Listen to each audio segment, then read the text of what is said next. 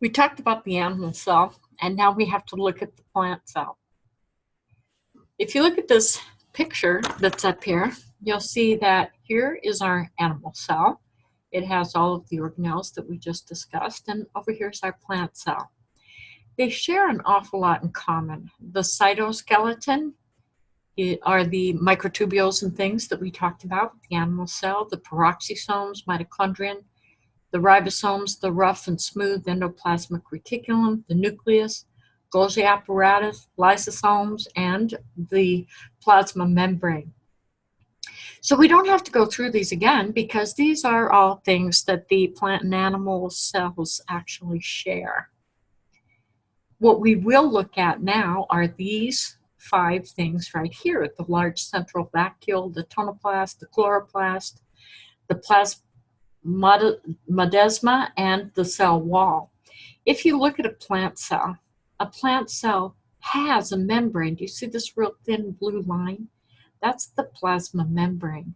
And it's the same plasma membrane that the animal cells have. It has the phospholipid bilayer, proteins, everything the same, pretty basically as the animal cell. But do you see how it's in here and then it's got this hard, rough, tough, strong cell wall surrounding it? So it's like a balloon put inside of a helmet so that it gives it a lot of structure, and it needs to have that structure. If you think of a plant, you think of branches and stems and trunks and all this kind of stuff. They really have to be tough. They have this tough outer wall, this cell wall that gives them rigidity. They everything from the bark and trunk of a tree to even the little bit of a stem that's on a leaf, they have to have this rough protective layer. If you look at this table, it just talks about all of the different organelles and how they appear in plants versus animals. You can go over that on your own. The shape of the plant is not kind of round like the animal cell, although it's hard to say that an animal cell is round because once you start really getting into nerve cells and muscle cells, they're all very, very different. But when we compare cells, we look at animal cells that are these more like a squamous cell, which I don't expect you to understand, but they're more the round-looking ones. And so we use those when we're just talking about cells, but they do have different shapes and structures. But animal cells by no means have the cell wall. Only plant cells have those. When we look at a plant cell, they're more rectangular in shape. You see that? They aren't, even the round ones in the animal cells, as you'll see when you take your own cells and look at them through the microscope you're going to be building, you'll see that they're not really round either. But that's the basic shape. It's just like a balloon. If you squish it or whatever, it's going to take a different shape. It's not going to be perfectly round, but anyway, that's how we depict them.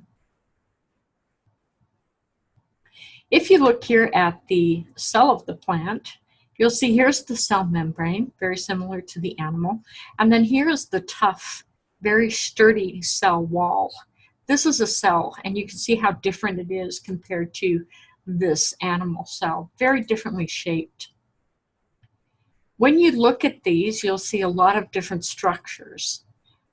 You see we have a nucleus, we have DNA, we have the RNA inside the nucleolus, just like an animal. We have the centrosomes, we have, or centromeres, whichever you want to call it. And this is our rough and smooth endoplasmic reticulum. We have a Golgi apparatus, we have peroxisomes, we have lysosomes, we have mitochondrion. But in the animal, we do not have this thing, and we do not have these things. This thing is called a vacuole. And this is a chloroplast. And when you look, if this is one cell, this is an adjacent cell, an adjacent cell, adjacent cell, and adjacent cell. And you see how they have these little holes? These little holes are little tunnels. You see these tunnels right here that attach this cell to this cell. Here they are here, they're attaching the cell that's over here to this cell. They're all attached by these little holes here. And these little holes are plasmodesmata, or plasmodesma all by itself. But what this does is it allows nutrients and things to move from one cell to the next. It allows communication from one cell to the next. So it's very important that they're linked by these structures. We'll talk more about them in a minute. The plant cell wall, they're surrounded by a rigid, semi-permeable cell wall. It's like taking a water balloon and putting it in a box. It's made of tough structural materials designed to support plant structure. It protects the plant from disease and it doesn't degrade easily. All plant cells have this beautiful cell wall. They contain long chains of sugars called polysaccharides, and we talked about that with our organic and inorganic compounds, and cellulose, which is a tightly bound sugar chain of glucose organized into strong cable-like structures called microfibrils. Well, if we look at that, here's a beautiful plant. We look at the cell, it's got a cell wall. Well, the cell wall is made up. It's very structural, and it's very architectural, and it's very sound.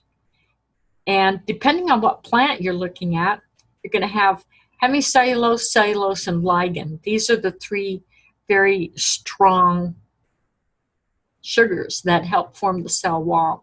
Some cell walls might just have cellulose, some might have the hemicellulose over the cellulose, and then some of them have these ligands, and these ligands actually attach all these together to make it super solid. Like steel girders, they stabilize a skyscraper structure. Microfibrils reinforce plant cell walls. Cellulose myofibrils are embedded within a matrix of other polymers like this hemicellulose and ligand. And this ligand, like I said, it's a woody binder. When you have a real tough cell wall, like a real thick stem or trunk, it's got a lot of this ligand structure in it.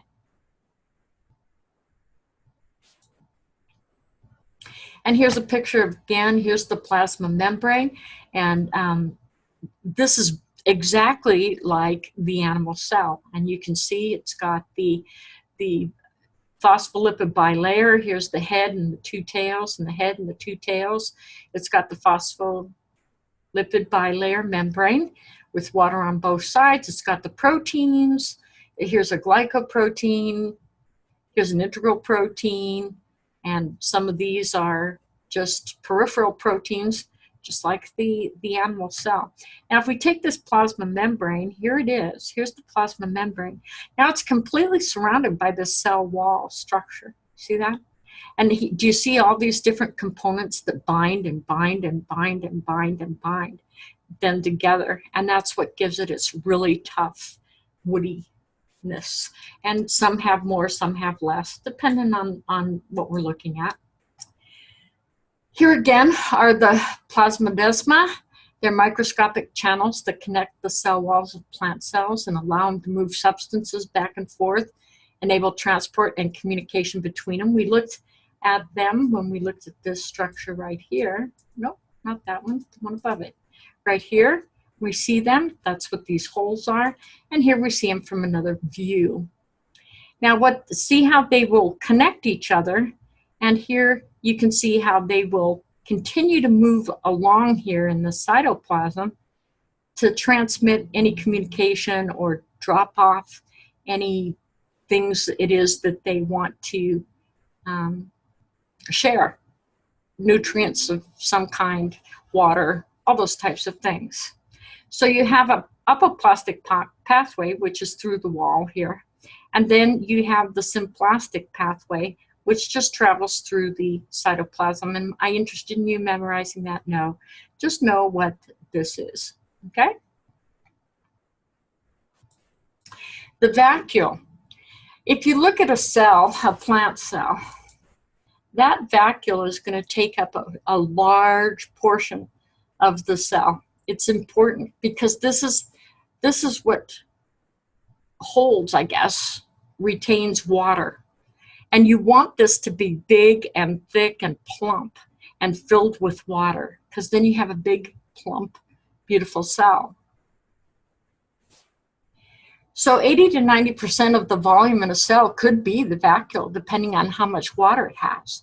It's surrounded by a phospholipid membrane called a tonoplast. Now, we looked at the different organelles in the animal cell, and you saw that they were also surrounded by a membrane. Well, so are the cells, or the organelles in a plant cell.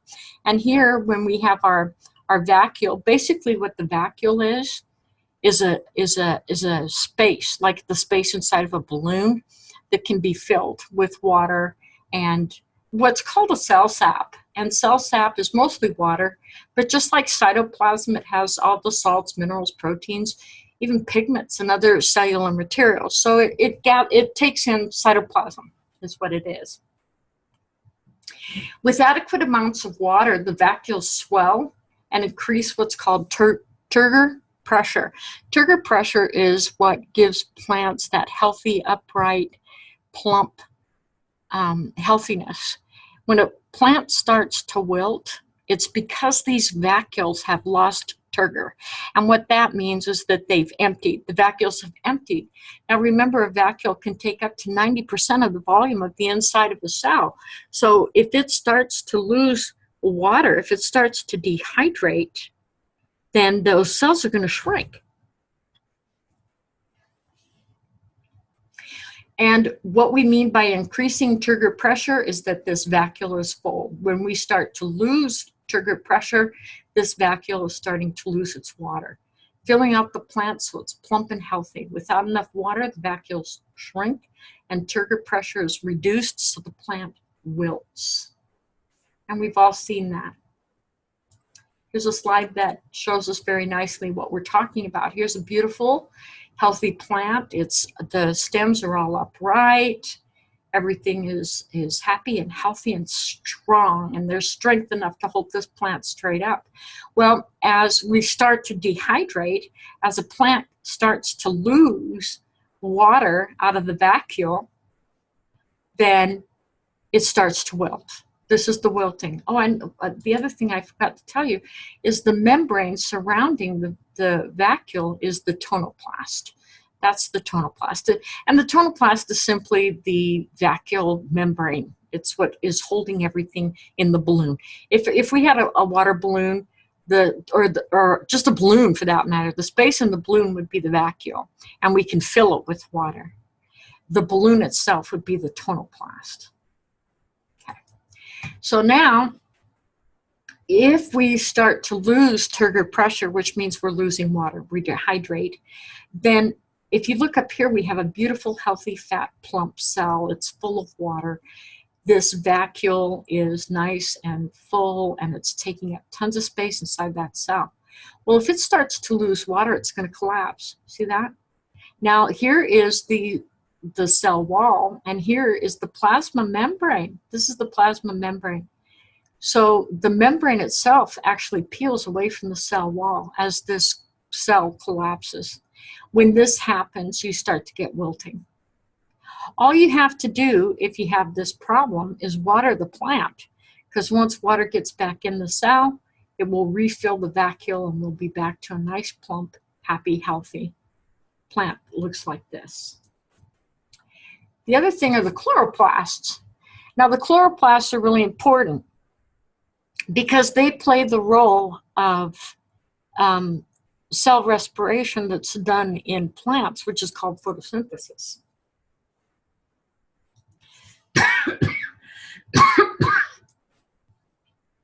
They manufacture food by process of photosynthesis, where they use sunlight to convert CO2 and water to glucose.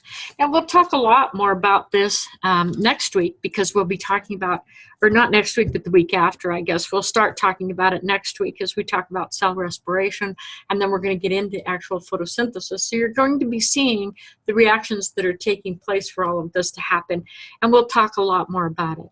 What you need to know right now is that photosynthesis takes place in the chloroplasts of the cell. They produce oxygen as a waste product, which is really important to us because we need that to breathe. And as we exhale our CO2, that's what plants like to take up. That's how they breathe. They take in CO2 and release oxygen. We take in oxygen and release CO2, so we really need each other. It's a very symbiotic relationship. It reverses respiration found in the mitochondria of animal cells, and it contains chlorophyll. Now, chlorophyll is this green pigment that you see. Not only chlorophyll, but leaves, a lot of leaves have something called keratins, and the keratins are what give them the orange or red and yellow like we're seeing a lot of now. When we look at the structure of a chloroplast, here's a chloroplast over here. You see that the fluid inside of here is called the stroma. And the fluid in the chloroplast has a lot of enzymes and water, and it actually contains DNA. All of these things are going to come into play more when we look at this photosynthesis process. This is where photosynthesis takes place. The stroma, this liquid, is going to be very important, as are these. Do you see these little things that look like a stack of pennies? Well, each one of these is called a thylakoid. You see this one's the thylakoid, thylakoid, thylakoid. And they're in stacks. They stack. You see that? These are stacks of thylakoids, and they're called granum or grana. They're called granum or grana. And those are the stacks of thylakoids. Now here you see an intermembranous space, very similar to what we talked about with the mitochondria. And if you look here, do you see these things right here? They are called stroma lamellae. And stroma lamellae connect these thylakoids to each other. So that gives them communication. They can communicate amongst themselves. Also, when we looked at the mitochondria, you saw that it was a double membrane structure. Well, so is the chloroplast. You see that it has an outer membrane, and here you can see the inner membrane. It's not shaped the same. Remember with the mitochondria, it had kind of that cristae shape where it was kind of folded. Here it's not. It's just another membrane within a membrane. This is your chloroplast. This is the structure of your chloroplast, and it's going to become really important in a couple of weeks. And here's another nice view of that. Here are your thylakoids, and here they are in stacks called granum. And here are the stroma lamellae that connect with the thylakoids. Basically, that is all we need to look at that's different in the plant cell as we saw in the animal cell.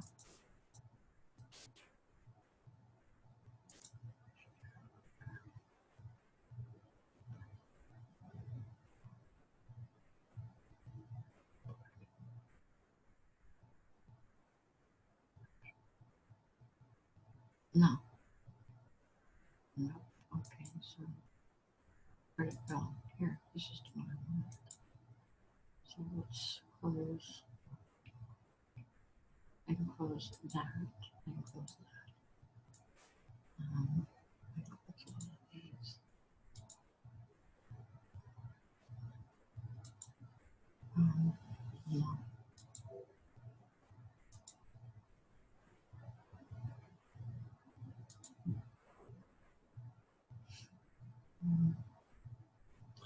Oh dear.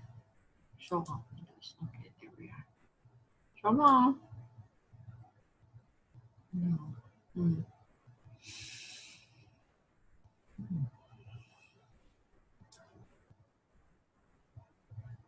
Oh, there it is. Okay.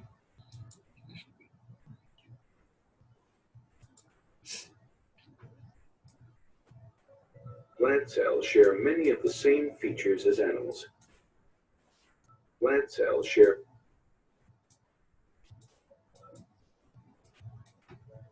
plant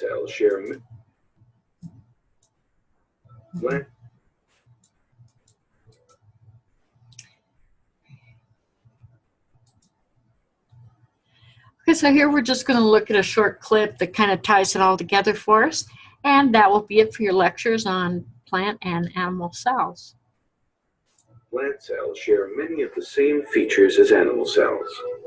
They too have a nucleus, mitochondria, endoplasmic reticulum, Golgi bodies, and lysosomes. But plant cells are different from animal cells in other respects. Plant cells, like animal cells, have a cell membrane, but they also have a thick cell wall surrounding this membrane. Many plant cells also have large sacs called vacuoles. A vacuole contains fluid consisting of water, sugars, and other things. A vacuole full of fluid is like a balloon full of water and keeps a plant cell rigid. When the vacuoles of a plant's cells lose their fluid and dry out, the cells can no longer provide rigid support. As a result, the plant wilts. Many plant cells, particularly in leaves and stems, have tiny green bodies in them called chloroplasts. Chloroplasts make it possible for plants to manufacture their own food through photosynthesis. Photosynthesis requires energy from sunlight. It also requires carbon dioxide gas from the atmosphere and water that for most plants comes from the soil. Inside chloroplasts, the energy of sunlight is used to convert carbon dioxide and water into glucose, a kind of sugar that is a plant's main food. In the process, oxygen gas also is produced. The oxygen that we breathe comes from photosynthesis. Living things that are composed of many cells usually have different types of cells. These have different designs that help them perform specific jobs. Not all plant cells, for example, have chloroplasts. Cells and roots are not involved in photosynthesis and don't have chloroplasts. But some root cells have an unusual feature that serves a plant in other ways. These cells have root hairs, delicate projections that can absorb water and minerals from the soil. Other cells serve as a plant's plumbing system. This cross-section of a root shows different kinds of hollow cells. Phloem cells conduct glucose from the plant's leaves. Xylem cells conduct water from roots to other parts of the plant. A photograph taken with the help of an electron microscope shows how xylem cells have a tube-like shape that makes it easy for them to conduct water.